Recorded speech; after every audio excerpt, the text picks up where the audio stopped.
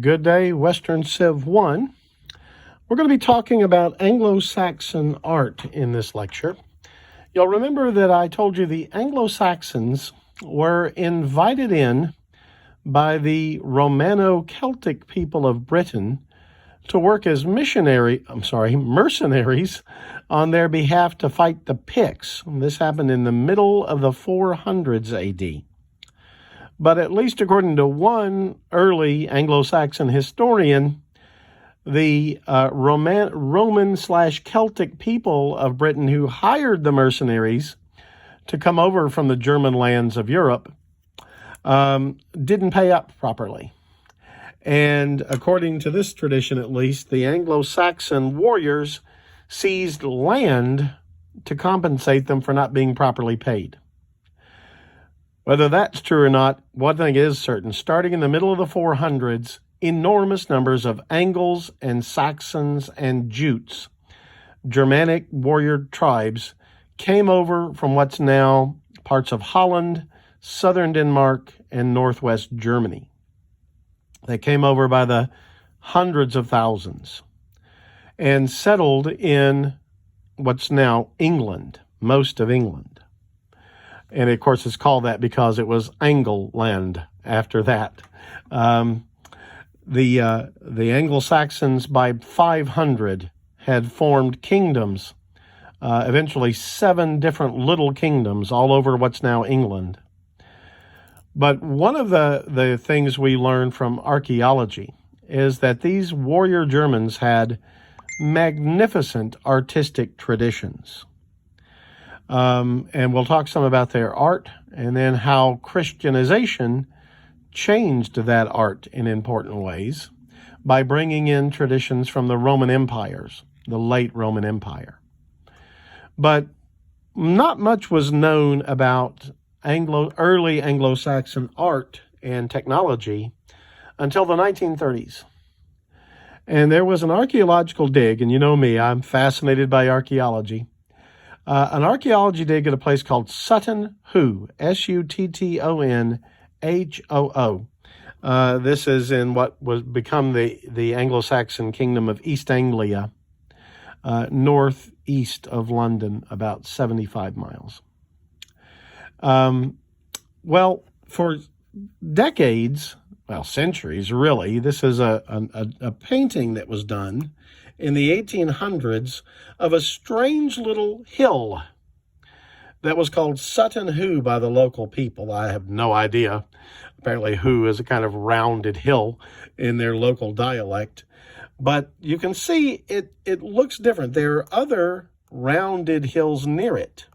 Now, these are things that archaeologists call tumuli in the plural, tumulus in the singular. And archaeologists figured it was the case that these were, in fact, burial mounds. That's what a tumulus is, a burial mound. And it was known that, say, the Vikings, for example, did this. You might have seen movies where they put the Viking king, Viking leader, in a Viking ship and push it out to sea, and then somebody shoots a flaming arrow and sets it on fire. Well, I am unaware of any actual evidence from the Viking era that they did that.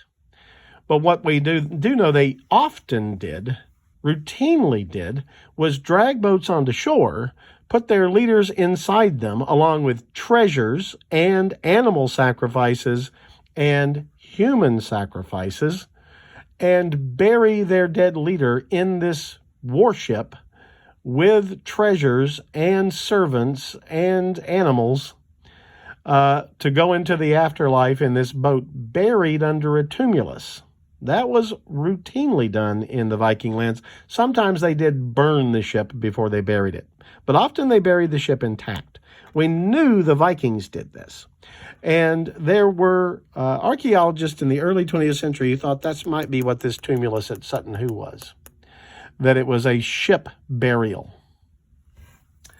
And so in the 1930s, they began to excavate it. Let me go back. I'm pretty sure I've got it. And this is what they found.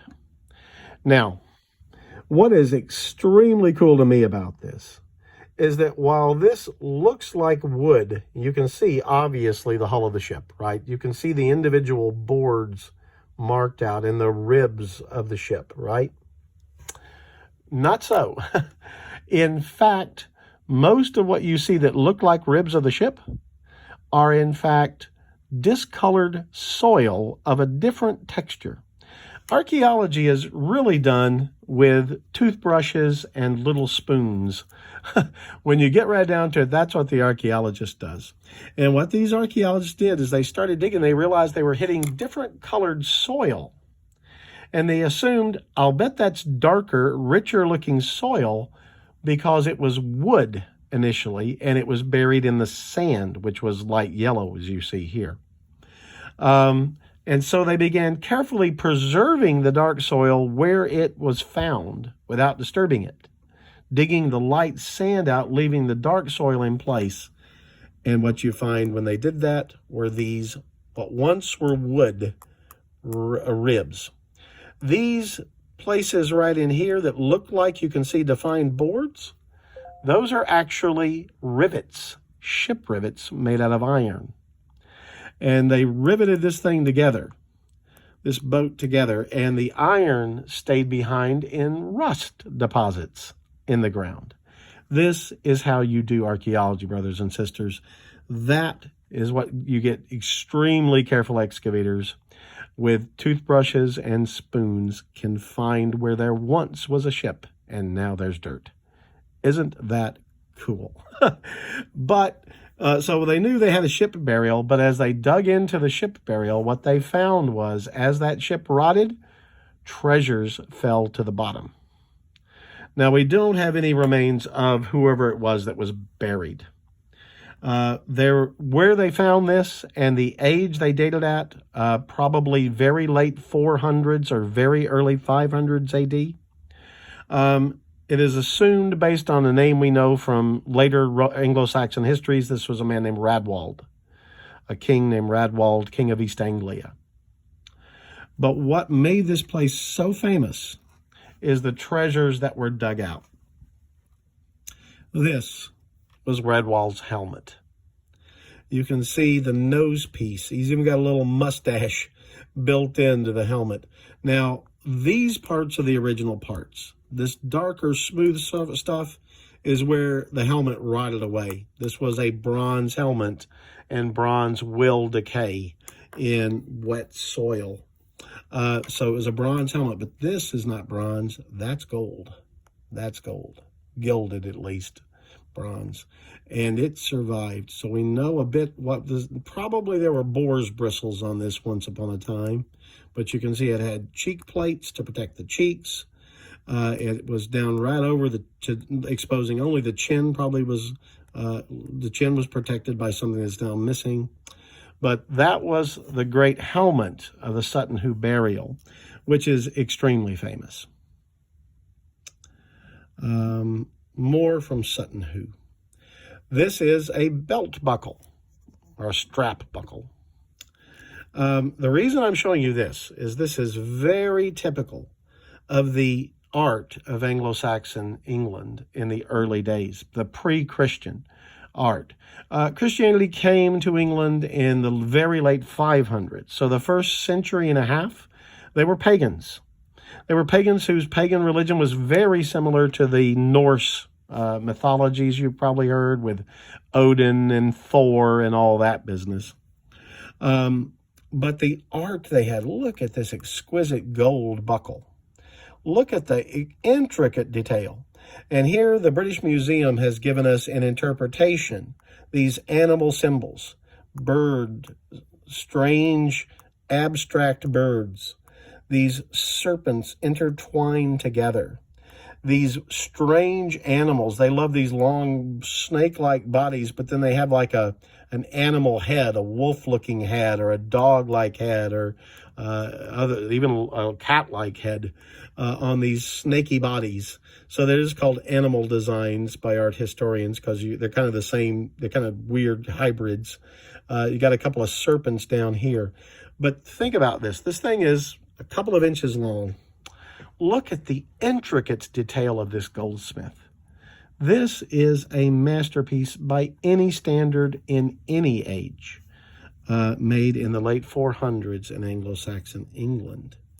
Here is another brooch. They wore cloaks, as you know, and you had to clip your cloak around your throat.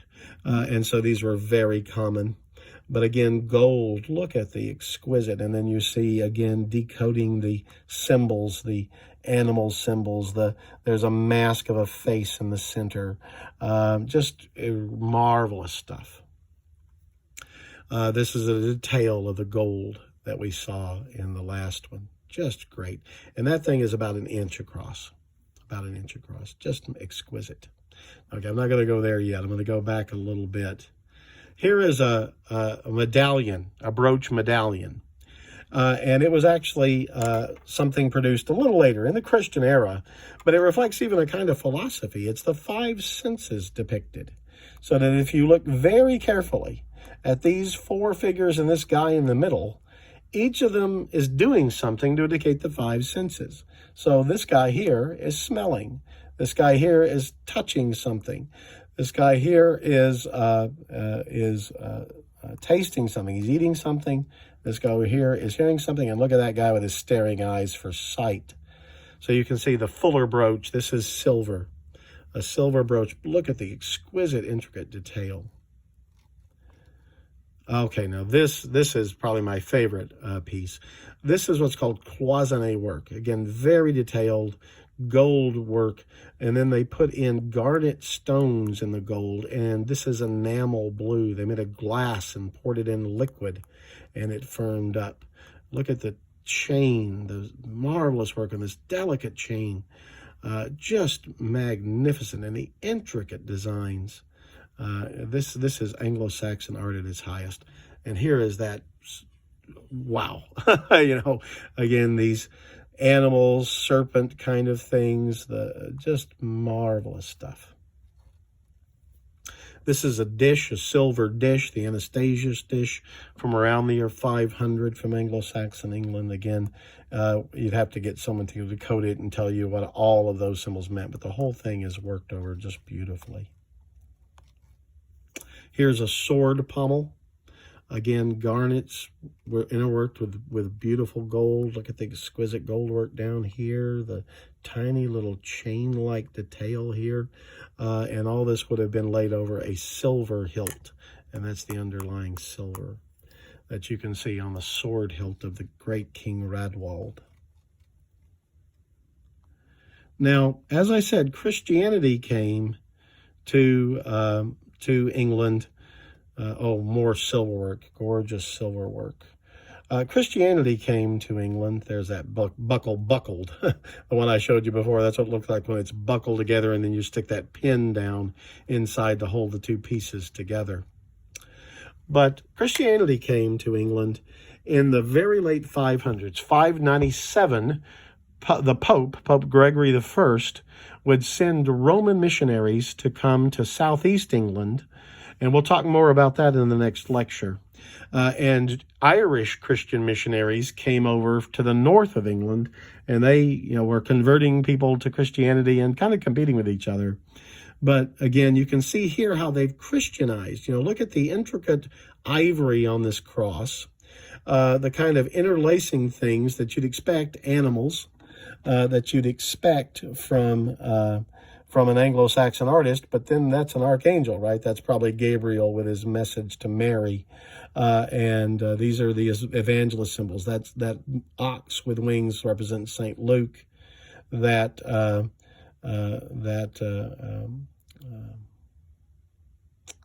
Let's see, there's an angelic, a human figure up there that represents St. Matthew. That's, I guess, probably an eagle's head there representing St. John. Now, I don't know about you, but that looks to me more like a wolf or a dog than a lamb. But I believe it's supposed to be the Lamb of God with his cross.